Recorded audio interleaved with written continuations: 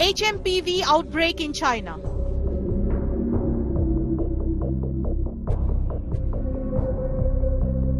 India on high alert.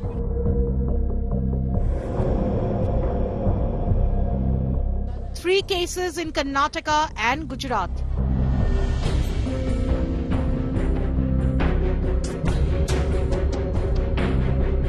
States ramp up surveillance.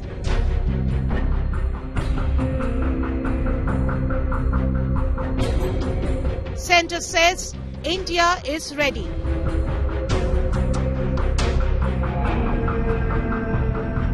Government assures no cause for alarm.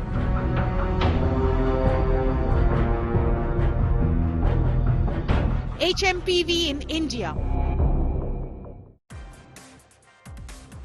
HMPV is the very latest acronym that you and I need to know about, especially since it's a virus that has emanated from China.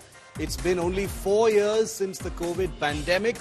Now, we don't intend to spread any panic or fear here, only to give you the facts and answer some of your questions regarding HMPV and what it really means. We will also compare it with the COVID pandemic, the virus that we know so much about, that has taken so much life. Is this something to be worried about, the HMPV? Most people don't even know what it stands for. It's human metapneumovirus, HMPV, that is now spreading in different parts of the world. Some initial cases have represented here in India as well, but I'm going to give you a factual, sober update on what you need to know to understand this virus. The human metapneumovirus, HMPV, is raising alarm in India. It's been only 4 years since the COVID pandemic began in early 2020, and I don't need to remind anyone about what it was like at this time in 2020. People were sort of aware of what was going on. There was a coronavirus outbreak that had taken place in China, but the problem had not reached the kind of gargantuan, deadly, global proportions that we got to know it would barely a few months later, including with global lockdowns and a completely new normal for humanity, not to mention thousands upon thousands upon thousands of deaths. The coronavirus pandemic, even though we don't feel it now, is still out there. We've only learned to just manage it.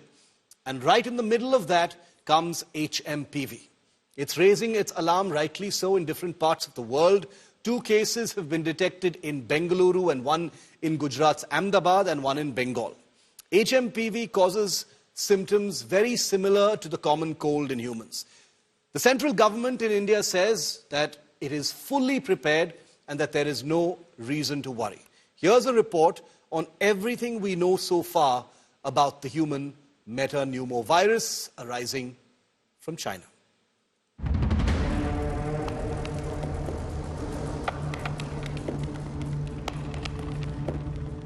The HMPV virus has now been reported in India. The virus that makes infants ill and can cause a serious outcome in immunocompromised individuals is causing alarm in the country.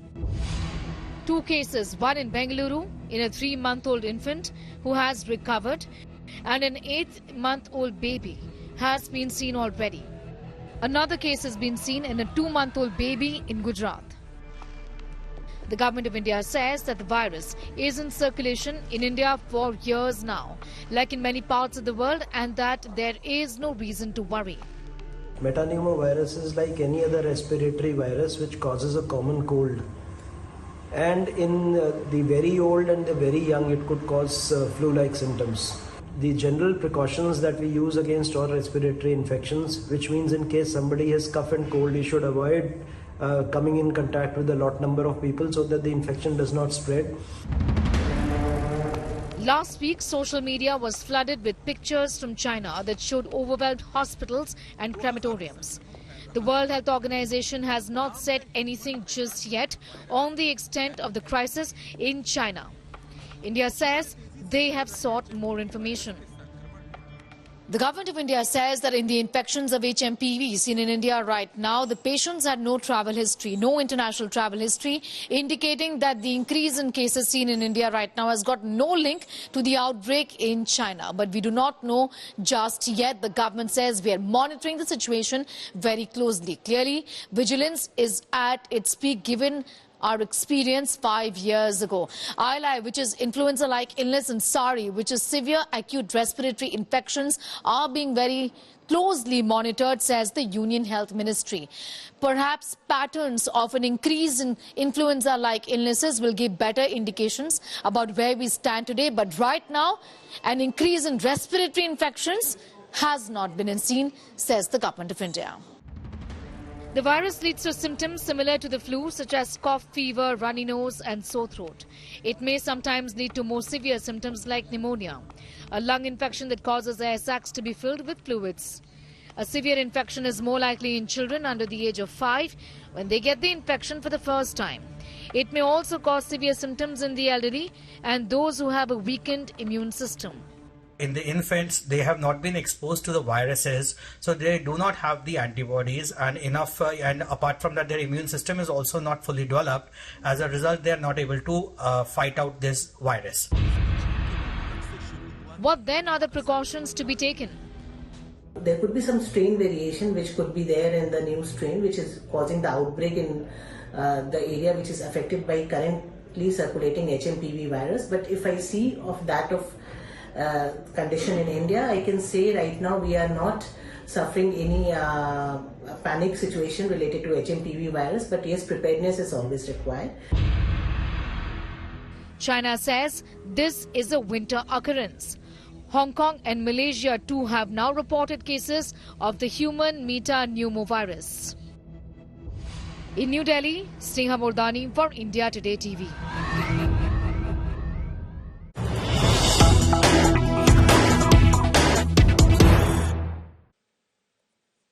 And the cases are coming in. We've got news just in that one more case of the HMPV has been detected now in Kolkata.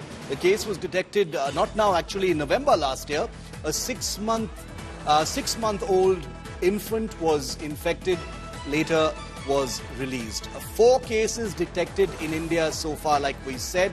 1 in Bengal, 1 in Gujarat and 2 in Bengaluru. All of the patients are small infants, small children. Sneha Mordani, who tracks health for us here on India Today, is with me live. Sneha, we just saw your comprehensive report. The government at this point of time is saying there's no need to worry. But, you know, those words are cold comfort given most of us were told not to worry before the COVID pandemic as well. And look how it turned out. And without wanting to scare anyone or set off any panic bells, without due diligence, give it to us straight. Where are things right now? What's the government doing to prepare? You know, Shiv, I'd like to just start by saying that our consolation is that this is not an unknown enemy. Unlike COVID-19, where there was a novel coronavirus that nobody knew about. It was novel, the name suggested. This has been in circulation for over 25 years, not just in China and India and many other countries. And that's the reason why no surprises, no root shocks here. We know about this infection, and India, unlike many other countries, I have to say this, the Indian Council of Medical Research has got a very, very robust surveillance network. And this network was in place even before COVID-19, given how we track ILI, which is influenza-like illnesses, and many other respiratory infections.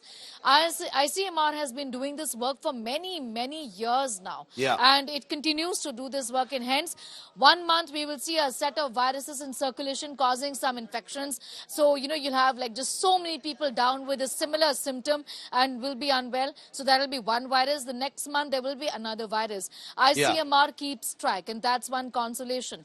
The bad news, I would say in a way, is that there is no vaccination, just like influenza has got vaccination. Flu has got vaccination. HMPV does not have vaccination. And infants are vulnerable because their immune systems aren't developed. And so are immunocompromised individuals. So that is a bit of a concern there. The government says nothing to worry, because because the first alarm bell will be cluster increases that we will see in, in hospitals, upper respiratory tract infections. All of these children were in hospitals, and that's the reason why we know about them, because they were registered then. So hence, that kind of a rise in infection is not something that they are seeing, and that again is something to be relieved about. Of course, nobody is taking any chances. The government, I must say, has written to the World Health Organization already on Saturday, saying that we have to know more about the spread of the infection in China. But of course, the World Health Organization has said not a single word just yet on, the extent of this health crisis in China, given that the videos from China aren't very encouraging. It's really incredible, and that's a whole separate story that Sneha is going to be detailing for us, how the WHO, that has been paid and funded by China for years together, has refused to do its duty and call out the threat of a multiplicity of health issues that emanate from that country. COVID-19 was a glaring example. Let's hope dereliction of duty by the WHO doesn't lead us down a disastrous path 4 years later. Sneha, thanks very much for that. Remember that Sneha and her team have put together a lot of pieces of information that you will see on our screen, especially in the bottom part of our screen. There are many FAQs that Sneha has put together, which will answer some of the common questions that you have, and we, of course, will continue to update them. Now let's bring in the experts, the people on the front line, healthcare specialists and doctors who will, if God forbid this becomes something bigger, will be out there treating patients and, looking at this with the background of what we learned during COVID. Welcoming Dr. Sanjeev Bagai, who's a well-known pediatrician, chairman and MD of Nephron Clinics, Dr. Rajesh Parikh, Director Medical Research and Neuropsychiatries at Jaslok Hospital and Research Center. To both the doctors, welcome and thank you for your time. It's tempting to look at HMPV, Dr. Bagai, I'll come to you first, through the prism of what happened just 4 years ago. There are some eerie similarities. Things started happening around the end of December. In January, the first few cases started appearing. And then things kind of blew up from there. Now, I'm pretty certain that's not going to be the way things go, but obviously nobody can take any chances, especially given the lessons, that we learned 4 years ago. Some of the similarities are those, worrying scenes that we're seeing in certain hospitals in China, the fact that this emanation has come directly from China. So, Dr. Bagai, your opening comments, how are you reading this? How worried should we be? Good evening. I think China can't be trusted. That's been proven time and again, and more so during the COVID episode. They're a very opaque and a concealed society. There has been no information, again, with regards this virus, which has come out from China in the last few months. But having said that, this virus is almost 25 years old after it was discovered. It's been in India even before this outbreak in China. Yes. Through the data very carefully, there have been multiple outbreaks in Southeast Asia. There have been outbreaks in the Guan district in 2013 to 2017, which then spread mildly to Japan. Vietnam, there is a 10-year study from 2003 to 2013. The important point here to make is that this is not new. It's not novel. Yes. It is a mild disease. It is reaching its peak in children because the immune system is more immature. Between age group of 6 to 12 months, it is even milder than respiratory syncytial virus. It runs almost the same as influenza.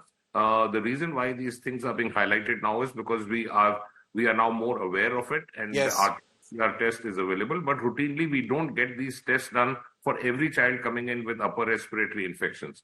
The important point here to make is genetically, genomically, this particular virus, the pneumovirus, which is called HMVP, does not have the NSP proteins, which is the non-structural proteins. And it hasn't mutated in the last 24, 25 years the way COVID did over a period of short span of few months. Important point. Yeah. Mutations haven't taken place. The genomic structure has not changed. It doesn't have the dreaded spike protein. It doesn't have the receptor binding protein. So genetically and genomically, it is much different. But having said, this is a wake-up call for us. Winter months, we see a surge, especially in children, of kinds of respiratory infections. But I must add, there has been no undue surge which we have seen because of this across OPDs and IPDs in children. There should be no to carry home messages, avoid crowded places, poorly ventilated places, and wear a mask. If you have cold and cough, try to stay at home. Very important is don't self-medicate. Antibiotics are not required, and don't take painkillers which are NSAIDs, which can cause more harm than good. Inform your doctor, hydrate well. Personal hygiene is the key. No panic at all. Absolutely. The new normal that the COVID pandemic brought us, I think some of those things may still actually apply. Washing your hands, personal hygiene, obviously staying in touch with your doctor and things like that. The things that were not so obvious pre-COVID and have become, second nature to most of us now, perhaps those things need to be re-emphasized. Dr. Parikh, how are you looking at it? Because the general public watching news reports, the instinct will be to panic. The instinct will be to say, oh my God, this is coming in from China. While it is very illuminating and sort of reassuring to hear that the HMPV is not a novel virus, it's been around for decades together, and we're only seeing an outbreak now. Most people don't know that. So when they're hearing about this thing coming from China, the understandable instinct will be panic. How are you reading this situation, sir? Well, first of all, let me begin by complimenting you and Sneha in particular on the comprehensive and well-researched coverage that preceded our coming in over here. Thank you. Having said that, let me also say that not everything that comes from China is dangerous and lethal. Perhaps we have been sensitized by what happened and what went wrong during COVID-19, but there are several ameliorating factors which could reassure us somewhat at the stage at which we are. First of all, as has been pointed out, this is not a new virus. It was first officially detected in 2001. So as has been pointed out, so we're 25 years old. But there's something else that's interesting. When you look at serological evidence, when one looks at blood samples which were collected in the past, there seems to be fairly compelling evidence that it's been around since 1958. Which makes it, more than 60 years. The second, as has been pointed out, it is seasonal. It's a cold-sensitive, temperature-sensitive virus.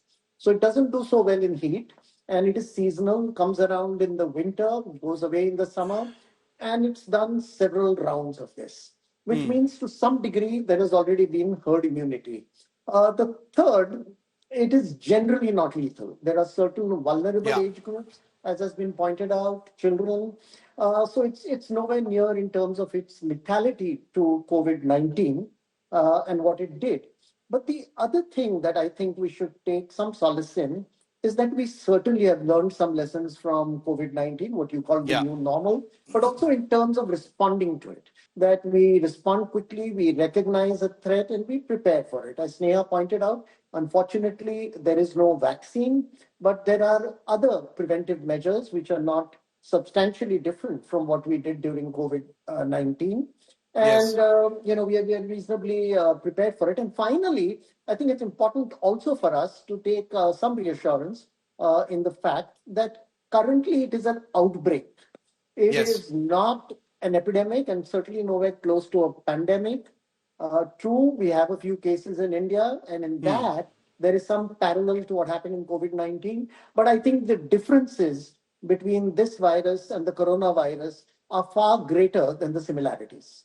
Okay, I'm going to ask both of you doctors, to you, Dr. Bagai, first, because, we understand that the public watching is going to hang on to every word that doctors like yourselves are saying, because that's pretty much what everyone has to go on at this point. And unlike COVID, thankfully here there is a greater deal of clarity, I would say, in terms of what we are looking at and how to actually approach it and handle it. So, Dr. Bagai, I'm sure you've been getting calls from patients and patients' parents and things like that, asking them for your advice on what this thing really is and whether they can go about their lives and their work and their vacations and holidays and school and things like that. What are you telling people? What are you telling your patients, Dr. Bagai? To you first.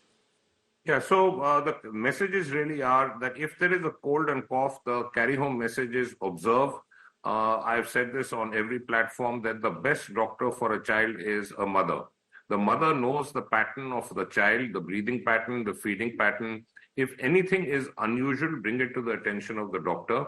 Do not medicate. Do not start on your own unnecessary rapid antibiotics. Do not use medicines apart from paracetamol. Any cold and cough persisting more than 36 to 48 hours, let the chest at least clinically be examined. Let the child be examined by the doctor. The other important thing is continue your normal feeding. Don't expose the child, especially in winter months, in pollution outside, it can exaggerate. Look out for early signs like breathlessness, panting, breathing. The full clinical examination of a child is very important to look out for respiratory issues. And otherwise, there is no need to panic whatsoever. The important point over here is this is even milder in a way than influenza or respiratory syncytial virus. Even the statistics of admissions and requiring any critical care is much lower. But having said that, this is brought to the fore again, winter months, temperature changes, relative humidity changes, pollution increases, wear a mask. This is an airborne infection again. It can travel more than 6 feet. It can remain suspended in the room for hours. Wear a mask. Dr. Parikh, same question to you. When you're getting calls from anxious parents or patients, what are you telling them? What advice are you giving them, sir? Well, first of all, I'm not getting those calls because I'm not a pediatrician. I'm more involved, as head of medical research and policy matters. I get it. In fact, our infection control committee, which is very active, has called a meeting tomorrow at 3 in the afternoon for us to work out a general policy. But, Dr. Bagai has given us a very comprehensive coverage of, what we need to know. To that, I would like to add that at a certain level, while COVID-19 has sensitized us to what we need to do, but in some ways, it can also trigger the kind of alarms that the disease did when it went to its second and third wave. Quite simply, it's like an accident. Somebody gets into an accident, he becomes extra vigilant. There are a lot of good lessons to be learned from what goes wrong. But at the same time, I think it's equally important for us not to panic, not to be intimidated, to know that as far as this virus is concerned, our knowledge is considerable, unlike COVID-19, where we were dealing with a new virus. And fortunately for us, the preventive measures are very similar to what we practiced over 3 or 4 years. And I think the drill has been done. If you want to call it a dry run, it's been done at the individual level, at the family level, and at the community level in terms of policy. So I think we're reasonably well prepared. And we should just reassure people that do these basic preparations. A lot of things went wrong during COVID-19 in terms of people taking medications, left, right, and center, antibiotics, HCQ. And I think as Dr. Bagai has pointed out, we have to be careful of that. We should acknowledge there are no vaccines, but always remind ourselves this virus has done the rounds, humanity has withstood it, and undoubtedly we shall prevail again. As I always say, there is no reassurance like the reassurance from a doctor directly. And that's the reason why we brought both Dr. Parikh and Dr. Bagai onto this show. Better to hear it from them straight, than from us who are only covering it and depending on the wisdom of experts like them. So I thank the both of you very much. To very quickly summarize what they said. They said this, unlike COVID-19, is a virus that we have a lot of knowledge about. The structures are in place. There is no need to panic. There are protocols on how to respond. And for the moment, just do the obvious things to stay safe and obviously stay in touch with your doctor. It is not an epidemic. It is nowhere close to being a pandemic and probably will never reach any of those proportions. But we need to be vigilant, and therefore the government and systems and states are already well prepared and exercise. Thank you to both our doctors for joining us. And now I'll tell you a tale of two timelines. This is in no way to trigger any kind of speculation or alarm. But remember, we're sitting here in January hearing about the HMPV. And January, just after December, is very similar to the time when the coronavirus 4 years ago also became a household word.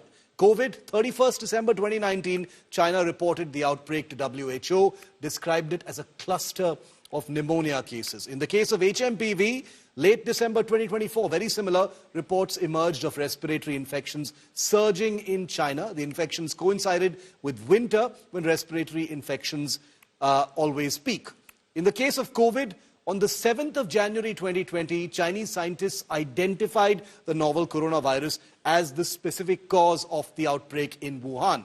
In the case of HMPV, 1st Jan 2025, New Year's Day, social media posts highlighted overcrowded hospitals in China. In the case of COVID, 20th Jan 2020, the first confirmed case outside China was reported in the United States. In HMPV, 3rd January 2025 is when health officials confirmed HMPV spreading rapidly, symptoms similar to influenza and in some ways to COVID-19 as well.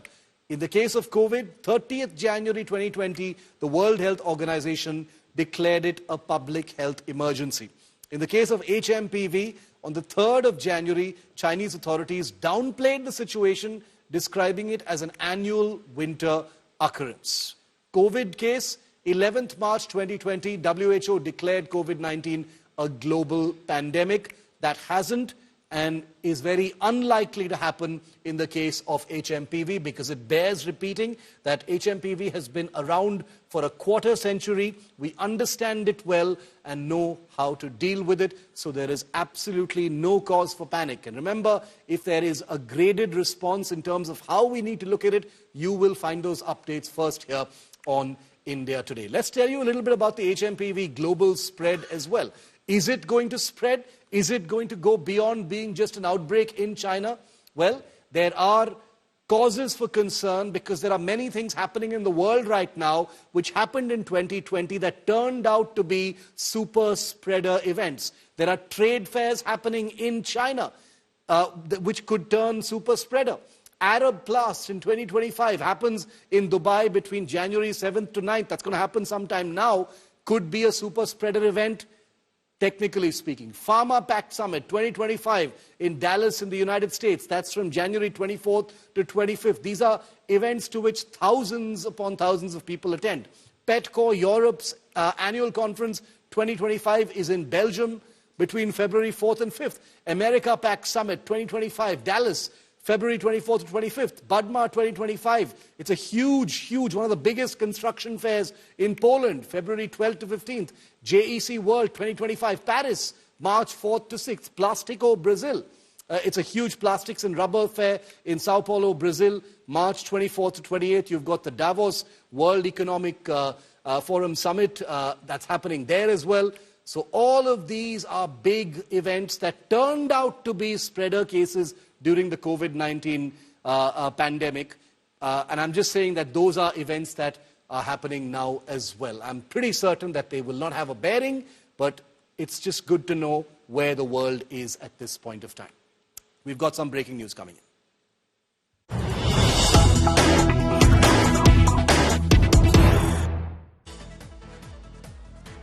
Okay, we've got news coming in that after the detection of HMPV cases in Bengaluru, the Karnataka Minister for Medical Education will be forming an advisory team on the HMPV virus, the human metapneumovirus. Karnataka's Health Ministry has issued an advisory, and I want to read that out verbatim. It says, wearing masks in crowded areas can reduce the risk of transmission. Just that one generic line saying, do continue to wear masks in public places. Remember, there are 2 cases, both infants, in Bengaluru. Here's what the Health Minister has just said.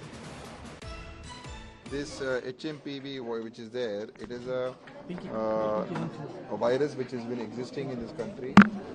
Every year, as per the data that we have, Government of India, the data that they've given, and which we also have, is that out of the ILI cases, that is influenza-like illness, that is respiratory illnesses, in that 1% of the illnesses normally are due to this HMPV virus. Whatever in the future, what they're talking about in China and all those things are right now not connected to what is there over here. India Today, Sagai Raj is live with me from Bengaluru. Sagai, advisory team has been constituted by the government in Karnataka. 2 cases in Bengaluru right now. The general sense is that there is nothing to panic. Everything is under control. What arrangements are being made? And the health ministry and the phone lines must be ringing with people wondering about whether the state is prepared.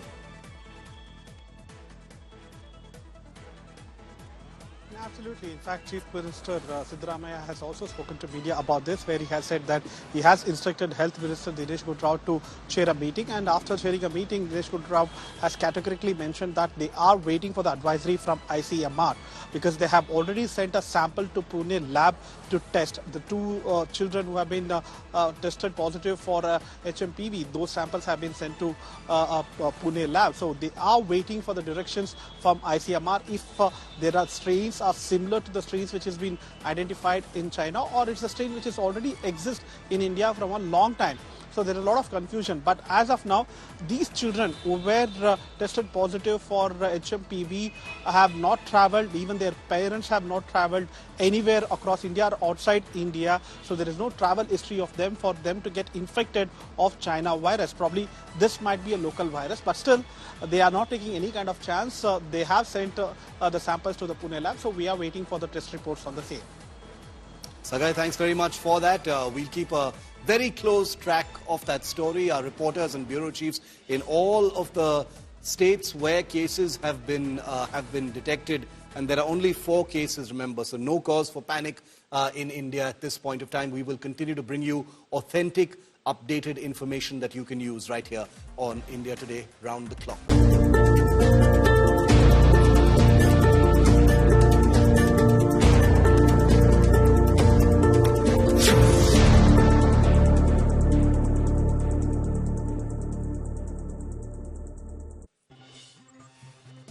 Are Justin Trudeau's days as Canadian Prime Minister numbered? Is he about to resign his post as party leader and therefore Prime Minister of Canada, having hit rock bottom in terms of popularity ratings and dragged himself and his party into international disgrace with the United States, with China, with India, and with so many other countries? The Canadian Prime Minister's time appears to be running out because, according to the local media, not us foreign interferers here, local media in Canada says he's about to resign, and it could happen as early as today.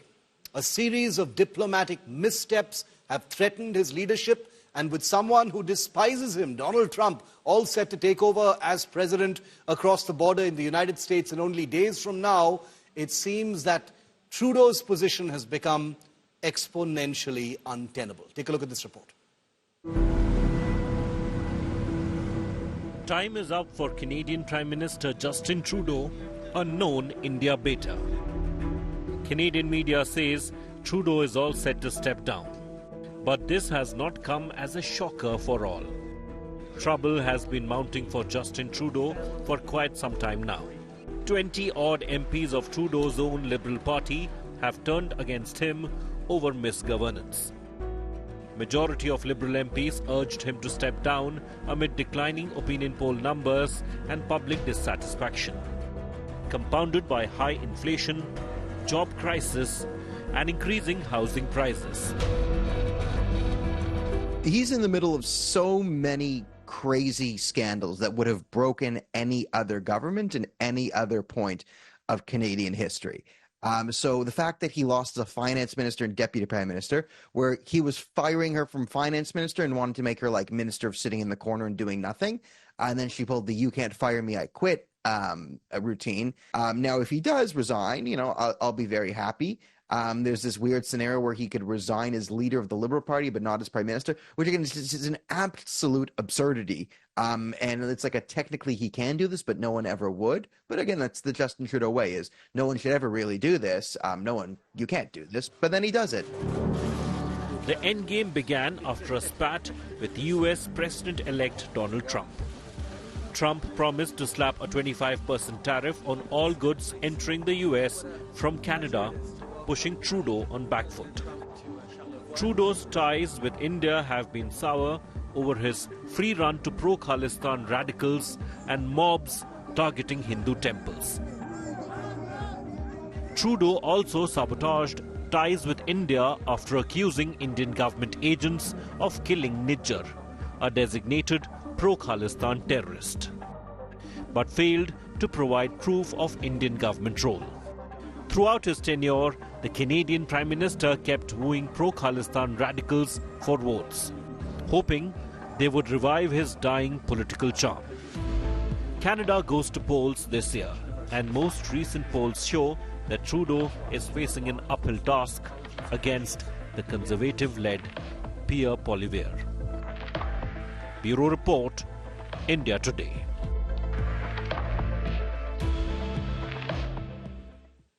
And just look at this menu card of Trudeau's troubles, and he's got no one to blame but himself, make no mistake. Number one, Trudeau's party has turned completely against him. There's a virtual insurrection against him to step down. Number two, 20 Liberal Democratic MPs openly seeking Trudeau's ouster. They've written a public letter against him. There are huge jitters in the Canadian economy, which is experiencing a historic slowdown. Jobs, housing crisis continue to fester in Canada on Trudeau's watch.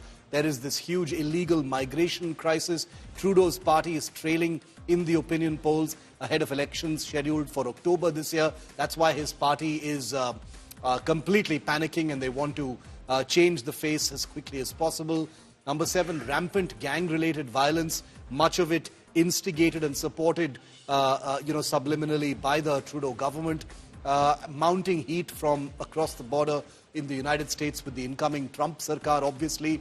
The looming US trade tariff bad news is something that Trudeau has not been able to navigate well. And record inflation in Canada means that the heat is at Trudeau's doorstep, and he perhaps can no longer tolerate it, and he needs to step away in order to save his party. Joining me now is Canadian journalist Daniel Boardman, who happens to be visiting India at this point of time. Daniel, the obvious question is that Trudeau hasn't made many friends in the last couple of years. His reputation has been in both domestic and international freefall. But what would you say is the tipping point? Where did things specifically go so badly wrong for him? Yeah, first of all, thanks for having me, and thanks for welcoming me to India. It's nice to be in the same time zone, so this is far less confusing on my end. In terms of, Justin Trudeau, how do we get here? He's in the middle of so many crazy scandals that would have broken any other government in any other point of Canadian history. So the fact that he lost as a finance minister and deputy prime minister, where he was firing her from finance minister and wanted to make her like minister of sitting in the corner and doing nothing. And then she pulled the "you can't fire me, I quit" routine, and then sort of broke the Liberal Party into sort of two factions. And loosely it's said, okay, so Trudeau's faction, and the head of Trudeau's faction is Katie Telford, who is his chief of staff, and she runs a sort of unelected, you would describe as loosely, you could say like deep state or Canada deep province, where sort of the unelected power holders who sort of brought Trudeau up in the sort of like the prime minister's office, and those people holding power. And then you have the other faction, which are represented by Chrystia Freeland, and that's like the elected faction of the Liberals. So these are the sort of discontented MPs, and they don't like Trudeau right now, not because he's ruined Canada or any of the stuff. It's because he's sort of sidelined and taken power from them, and he's made their re-election nearly impossible and ruined the brand of the Liberal Party. So they're not happy because their future and the future of the Liberal Party and their political careers are in jeopardy. So with these two factions like openly at odds with each other, and the fact that we have a minority government to begin with, so he doesn't have a majority even with just his own party. So he's dealing with a complete schism in his own party from a minority position where he's just propped up by the NDP. It's a completely untenable situation. However, I'm not 100% convinced that Justin Trudeau is going to resign, which would be for us in India here later tonight when it hits Monday. Now, if he does resign, I'll be very happy. There's this weird scenario where he could resign as leader of the Liberal Party, but not as prime minister, which again is an absolute absurdity. And it's like technically he can do this, but no one ever would. But again, that's the Justin Trudeau way: is no one should ever really do this. You can't do this, but then he does it, and the media covers for him. So it's a very very weird situation in Canada where, and as Trudeau critics, you have to there's been rumors of Trudeau resigning or stepping down before, and I've always taken the I'll believe it when I see it approach to this. You know, Daniel, we obviously on India Today take a global perspective on things, as you know, and we've had so many conversations about Trudeau over the last couple of years, ever since the entire Niger diplomatic spat began between Canada and India. But the obvious question is, what happens after Trudeau resigns, both within Canada and as far as India-Canada relations are concerned? Yeah, so I mean, what should happen is if he resigns as leader or as prime minister, there should be again, there's this weird thing where I guess he could resign as leader of the Liberal Party, stay on as prime minister, propped up by Jagmeet Singh for another month to get towards his pension, to give the Liberals enough time to hold a leadership election, to throw someone new in there for the election. It's such an absurd thing. Literally, honestly, if he does resign as anything, it should break the government and trigger an election and do all that. Again, we're in such uncharted territory. He's so deeply unpopular. There's so many scandals. He should resign, but he's not. So the Jagmeet factor is, Jagmeet, and it's so clear the Conservative Party is going to win a supermajority. The current projections is the separatist Bloc Québécois, which only runs federal politics in one province, Quebec. Correct. They're projected to be the second party in Canada. So that's just how deeply unpopular the Liberals and the NDP are.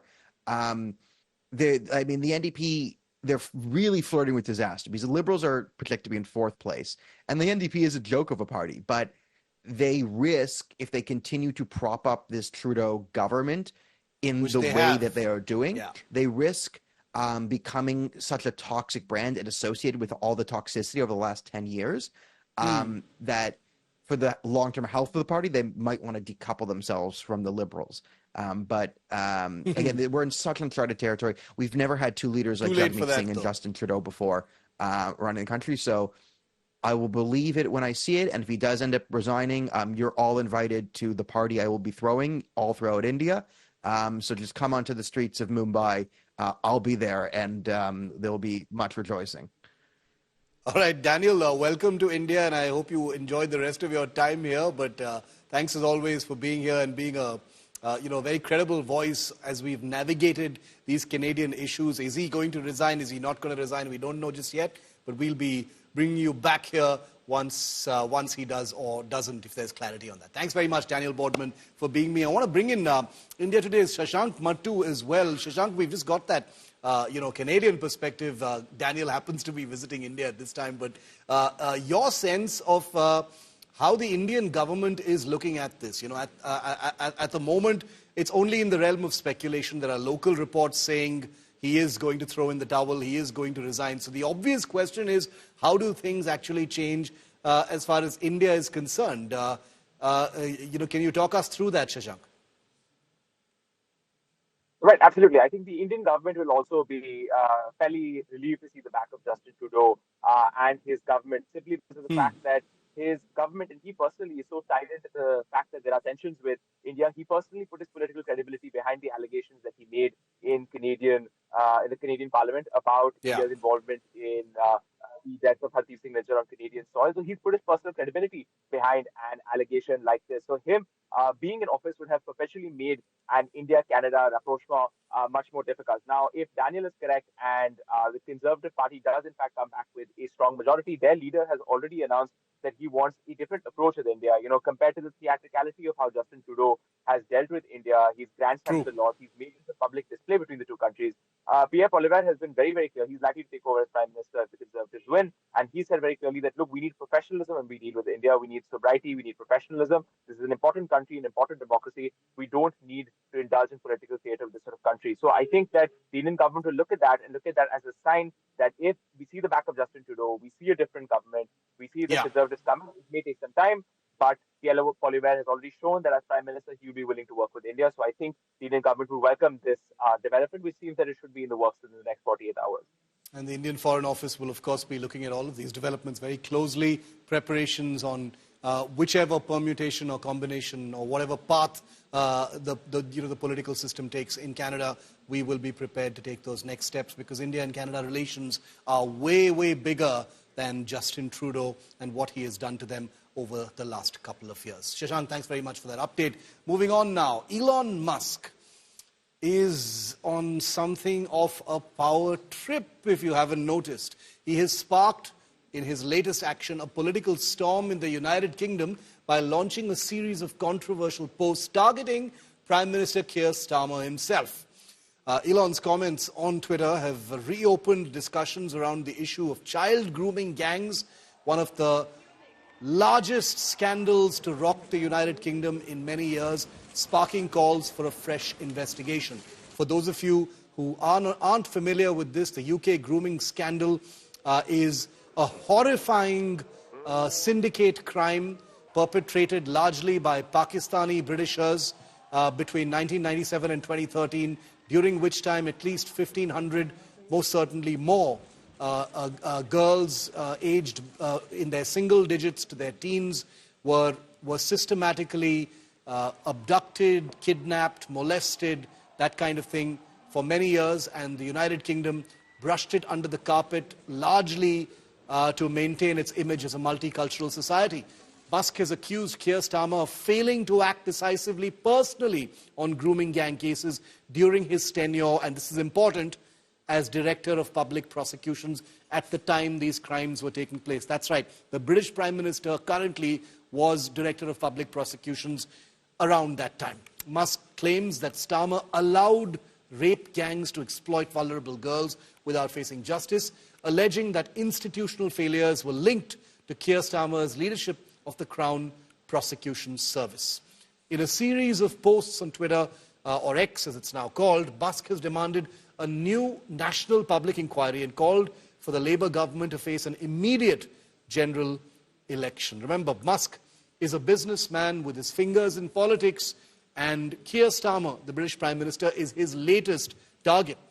Responding to Musk's criticism, UK's Health Secretary Wes Streeting said that the observations of Musk were misjudged and certainly misinformed.